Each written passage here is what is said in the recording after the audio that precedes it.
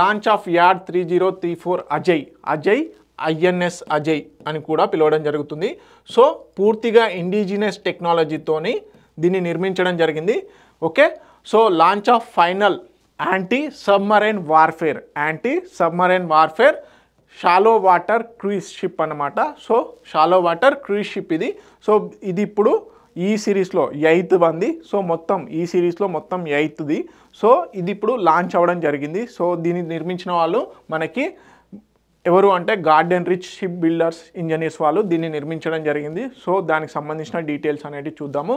So దీన్ని పూర్తిగా నిర్మించింది ఎవరు అంటే garden reach ship builders engineers. Okay, add 3034 అంటే INS Ajay. Okay, 8th and last ship of the anti submarine warfare shallow water craft అన్నమాట.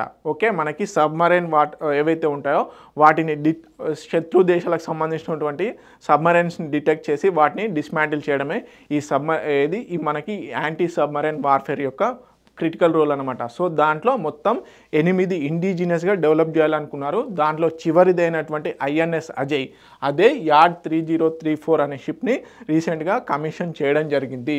Okay, indigenously design and build by the garden reach ship builders and engineers. Okay, so దీనికి సంబంధించి కోల్కతాలో దీన్ని బేసిక్గా launch చేయడం జరిగింది.